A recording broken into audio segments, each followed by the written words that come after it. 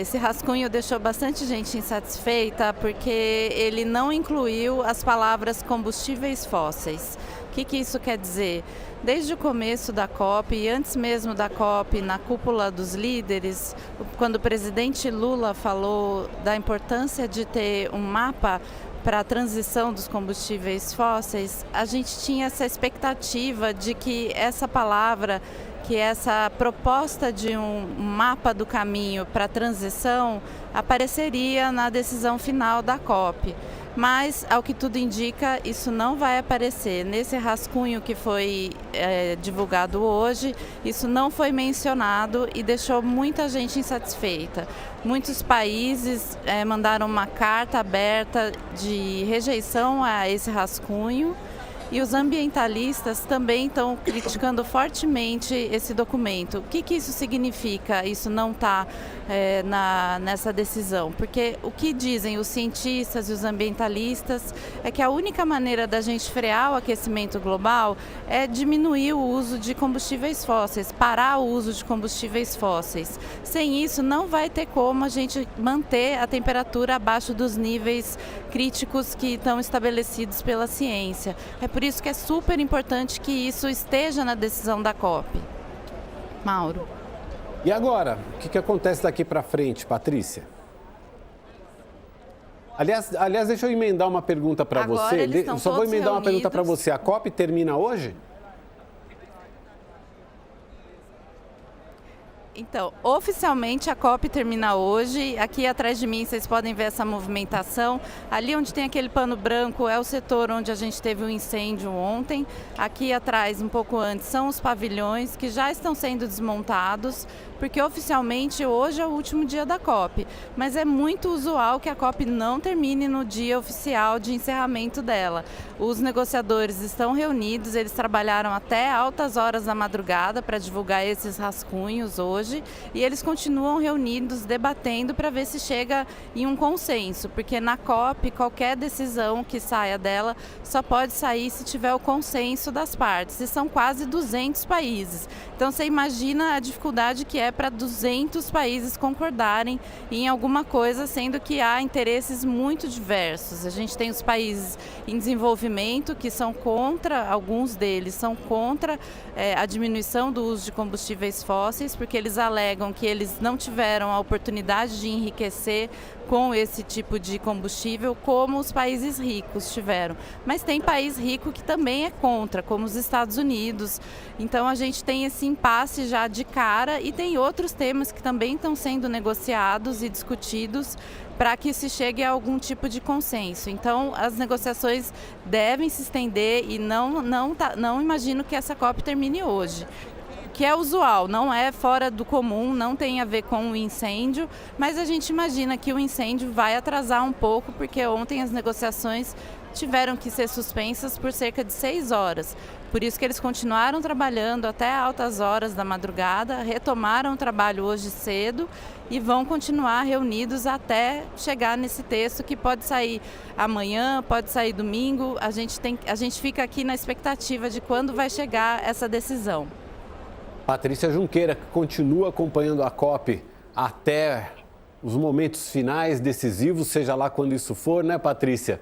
Obrigado pela sua participação hoje aqui no All News. A gente segue acompanhando. Vocês voltam daí com a cobertura a qualquer momento aí, contando as novidades pra gente. Obrigado, um bom dia para você.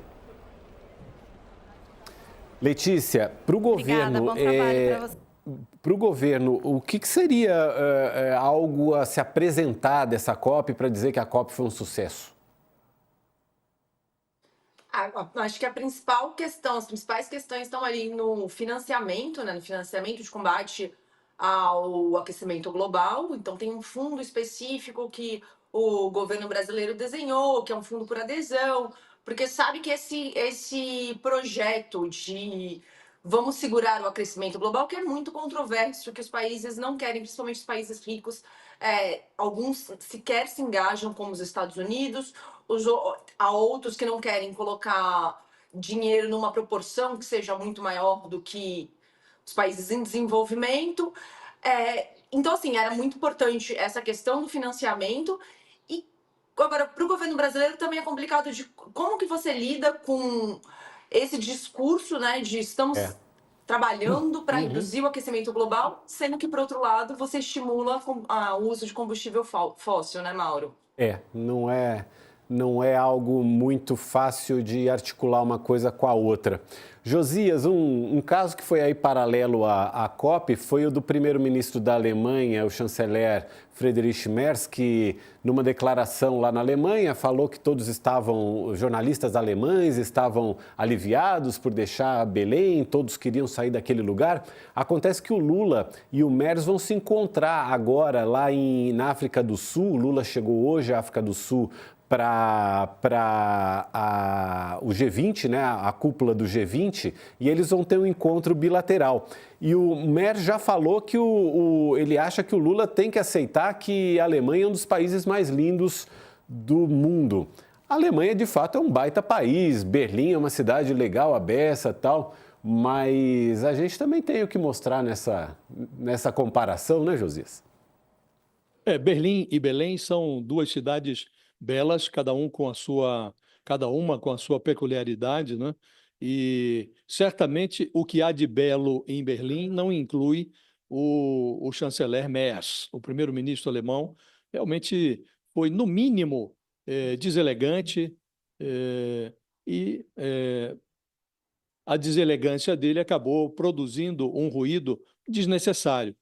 Agora, do ponto de vista prático, o que o Brasil esperava da Alemanha era um PIX que o Merz acabou passando, um PIX expressivo, um valor importante para aquele fundo Um de bilhão. proteção de florestas 1 bilhão de tropicais. euros. Então, o que interessava, esse PIX de 1 bilhão de euros, veio. O resto vira folclore, né?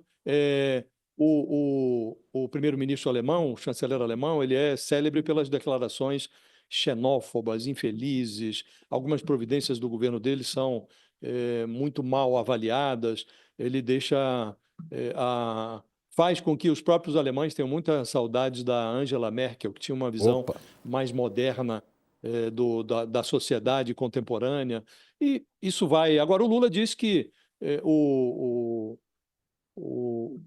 o líder alemão devia ter frequentado bares lá em Belém, devia ter comido maniçoba. Quem sabe o Lula leva maniçoba? Levar um tacacá lá para ele. Josias. Tacacá para servir lá para o Merz, né? É Ali isso aí. às margens da reunião do G20.